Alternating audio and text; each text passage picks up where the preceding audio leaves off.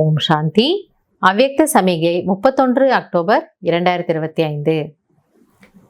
அன்பான அப்பா, அன்பான ஆசிரியர், அன்பான சத்துகுருவினுடைய மகா வாக்கியம் வழி என்னவென்றால், दिव्य बुद्धि रूपी विमान द्वारा सबसे ऊंची चोटी की स्थिति में स्थित हो.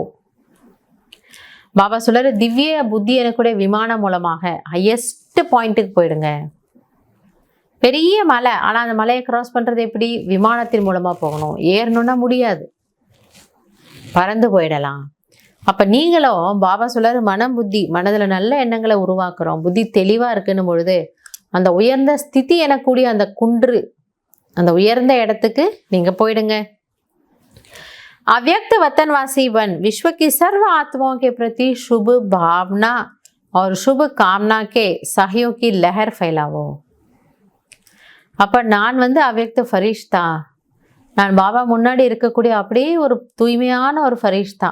அந்த ஒரு தூய்மையான ஃபரிஷ்தாவுடைய ஸ்திதியில இருந்துக்கிட்டு பாபா சொல்றாரு, உலக ஆத்மாக்களுக்காக சுப எண்ணங்களை, சுப விருப்பங்களை உருவாக்குங்க. இவங்க எல்லாரும் இந்த துக்கத்திலிருந்து விடுபட்டு, நான் எப்படி மகிழ்ச்சியாக இருக்கேன், என்னோட முகம் மலர்ந்து இருக்கோ, எல்லாருடைய முகத்துலேயும் அந்த மகிழ்ச்சியை, அந்த ஒரு புன்னகையை, அந்த சிரிப்பை நான் பார்க்க விரும்புகிறேன். இவங்க நல்லா இருக்கட்டும், இந்த கர்ம கணக்கு சீக்கிரம் முடியட்டும். இப்படி நீங்கள் சுபமான விருப்பங்களை, நல்ல எண்ணங்களை உருவாக்குங்கள். அந்த ஒரு அலையை பரப்புங்கிறார். அந்த ஒரு வாயுமண்டலத்தை உருவாக்குங்க. அப்போ அவங்களுக்கு ஃபீல் ஆகுதான், எனக்கு எங்கேருந்தோ யாரோ நல்லதை நினைக்கிறாங்க, எனக்கு அமைதி கொடுக்குறாங்க. இவ்வளோ நேரம் நான் அப்படியே ஒரு கோபத்தில் கொதிச்சிட்டு இருந்தேன், ஒரு அகங்காரத்தில் என்ன பண்ணணும் அப்படின்ட்டு இருந்தேன். ஆனால் அந்த குளிர்ந்த தென்றல், நம்முடைய அந்த சாந்தி சக்தி பரவும் பொழுது, அந்த சாந்திக்கு சக்தி இந்த ஆத்மாவினுடைய அந்த அக்னியை, உள்ளே எரிஞ்சிட்டு இருக்கக்கூடிய அந்த விகாரத்தினுடைய நெருப்பை அப்படியே அணைச்சிருமா. ஸோ உடனே அவங்க என்ன ஆயிடுவாங்க, அப்படியே சாந்தமாகறாங்க. योग के प्रयोग द्वारा दुखी अशांत आत्माओं को शांति और शक्ति की सकाश दो.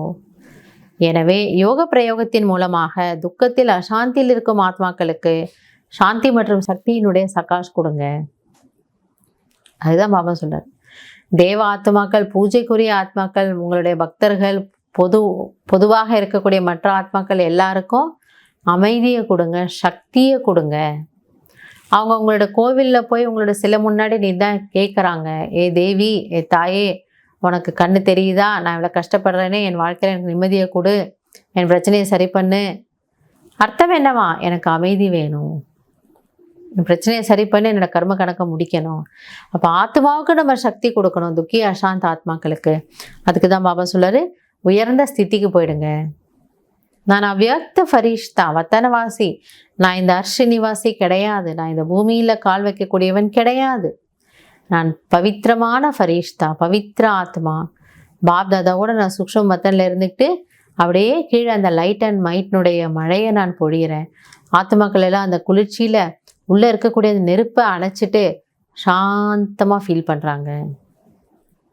எனவே இன்னைக்கு பாபா நமக்கு இந்த ஒரு மனசா சேவா சொல்கிறார், இப்படி நீங்கள் பிரயோக் பண்ணி பாருங்கிறார். தேங்க்யூ பாபா. நல்லது. ஓம் சாந்தி.